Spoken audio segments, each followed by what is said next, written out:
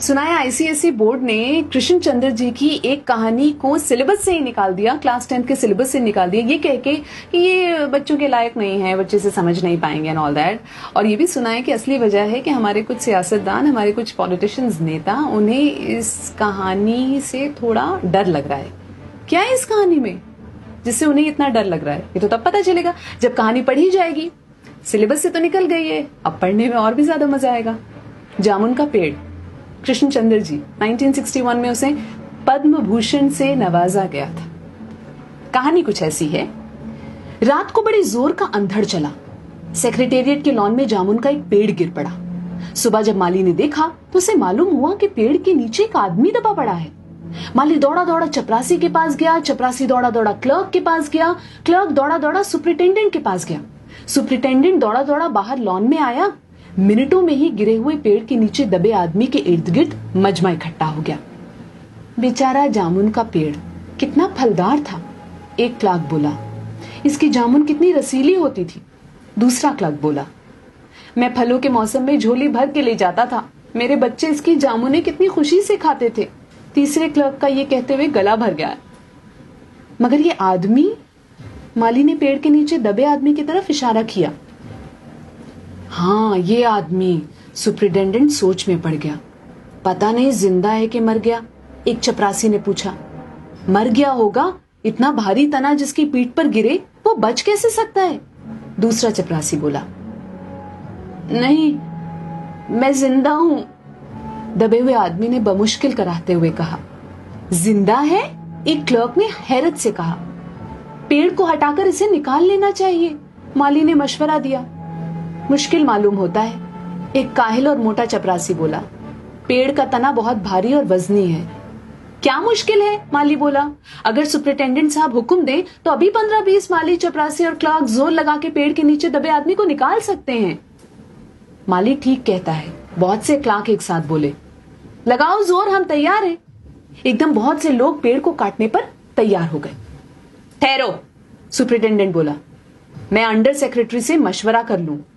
Superintendent under secretary के पास गया, under secretary deputy secretary के पास गया, डेप्यूटी सेक्रेटरी जॉइंट सेक्रेटरी के पास गया, जॉइंट सेक्रेटरी चीफ सेक्रेटरी के पास गया, चीफ सेक्रेटरी ने जॉइंट सेक्रेटरी से कुछ कहा, जॉइंट सेक्रेटरी ने डेप्यूटी सेक्रेटरी से कुछ कहा, डेप्यूटी सेक्रेटरी ने अंडर सेक्रेटरी से कुछ कहा।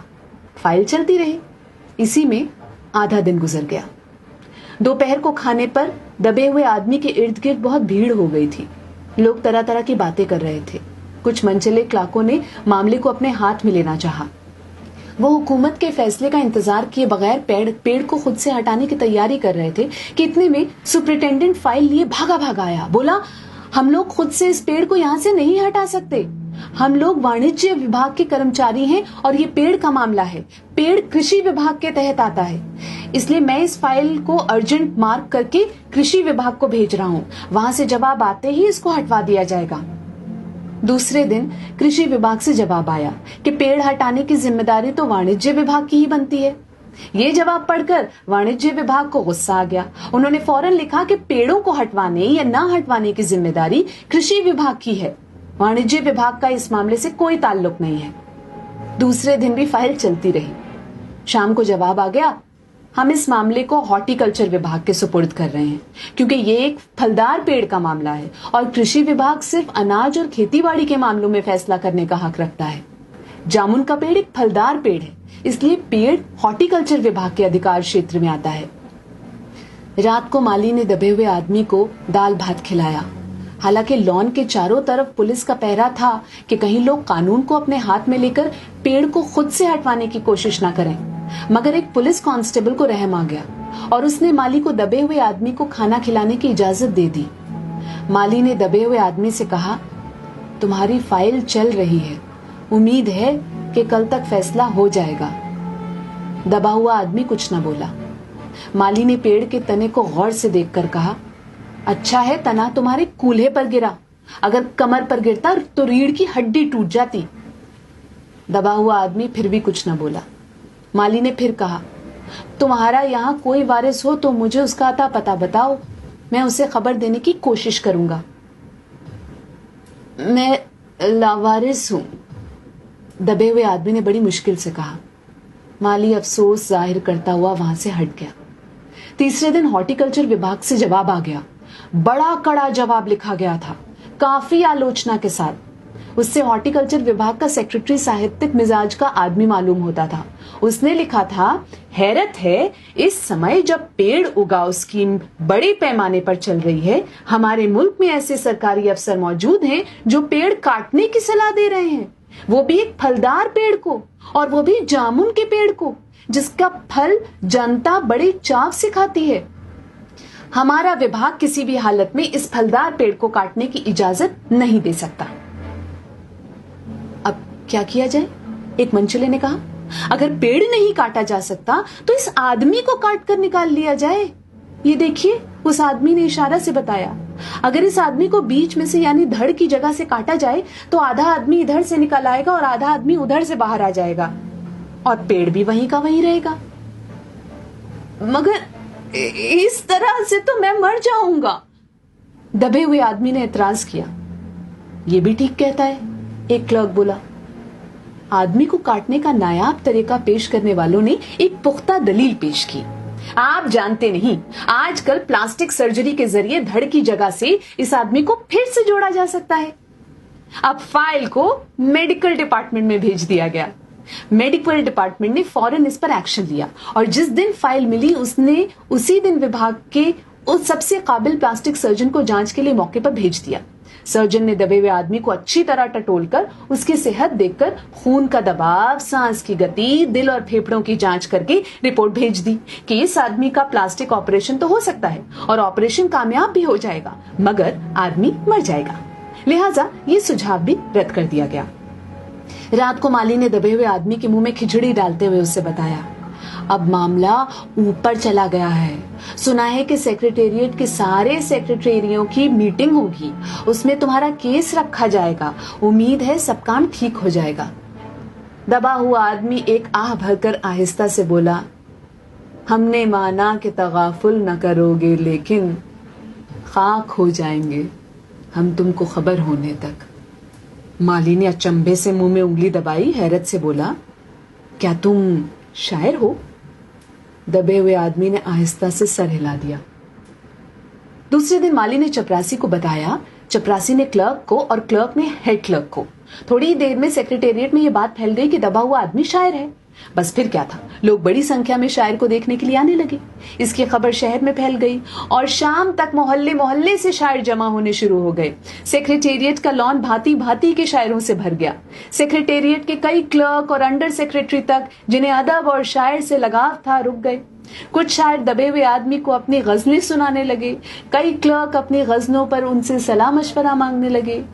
जब ये पता चला कि दबा हुआ आदमी शायर है तो सेक्रेटेरिएट की सब कमेटी ने फैसला किया कि चूंकि दबा हुआ आदमी एक शायर है, लिहाजा इस फाइल का ताल्लुक ना तो कृषि विभाग से है और ना ही हॉर्टिकल्चर विभाग से, बल्कि सिर्फ संस्कृति विभाग से है। अब संस्कृति विभाग से गुजारिश की गई कि वो जल्द से जल्द इस मामले में फैसला करें और इस बदनसीब शायर को इस पेड़ के नीचे से रिहाई दिलवाई जाए। फाइल संस्कृत विभाग के अलग अलग सेक्शन में होती हुई साहित्य अकादमी के सचिव के पास पहुंची। बेचारा सचिव उसी वक्त अपनी गाड़ी में सवार होकर सेक्रेटेरिएट पहुंचा और दबे हुए आदमी से इंटरव्यू लेने लगा। तुम शायर हो? उसने पूछा। जी हाँ, दबे हुए आदमी ने जवाब दिया। क्या तखल्लुस रखते हो? अवस। अवस? सचिव जोर से चीखा, क्या तुम वही हो जिसका मजमुआ कलामे अक्स के फूल हाल ही में प्रकाशित हुआ है? दबे हुए शायर ने इस बात पर सिर हिलाया। क्या तुम हमारी अकादमी के मेंबर हो? सचिव ने पूछा। नहीं। हैरत है, सचिव जोर से चीखा, इतना बड़ा शायर, अवस के फूल का लेखक और हमारी अकादमी का मेंबर नहीं? उफ, कैसी गलती हो गई हमसे। कितना बड़ा शायर और कैसे गुमनामी के अंधेरे में दबा पड़ा है। गुमनामी के अंधेरे में नहीं, बल्कि एक पेड़ के नीचे दबा हुआ। भगवान के लिए मुझे इस पेड़ के नीचे से निकालिए। अभी बंदोबस्त करता हूं, सचिव फौरन बोला और फौरन जाकर उसने अपने विभाग से रिपोर्ट पेश की। दूसरे दिन सचिव भागा भागा शायर के पास आया और बोला, मुबारक हो, मिठाई खिलाओ, हमारी सरकारी अकादमी ने तुम्हें अपनी साहित्य समिति का सदस्य चुन लिया है। ये लो ऑर्डर की कॉपी। अरे मुझे मगर इस पेड़ के नीचे से तो निकालो, दबे हुए आदमी ने कर्राह कर कहा। उसकी सांस बड़ी मुश्किल से चल रही थी और उसकी आंखों से मालूम होता था कि वो बहुत कष्ट में है। ये हम नहीं कर सकते, सचिव ने कहा। जो हम कर सकते थे वो हमने कर दिया। बल्कि हम तो यहां तक कर सकते हैं कि अगर तुम मर जाओ तो तुम्हारी बीवी को पेंशन दिला सकते हैं। अगर तुम आवेदन दो तो हम ये भी कर सकते हैं।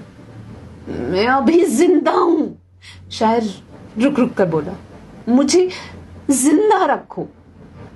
मुसीबत ये है कि सरकारी अकादमी का सचिव हाथ मलते हुए बोला, हमारा विभाग सिर्फ संस्कृति से ताल्लुक रखता है। आपके लिए हमने वन विभाग को लिख दिया है, अर्जेंट लिखा है। शाम को माली ने आकर दबे हुए आदमी को बताया कि कल वन विभाग के आदमी आकर इस पेड़ को काट देंगे और तुम्हारी जान बच जाएगी।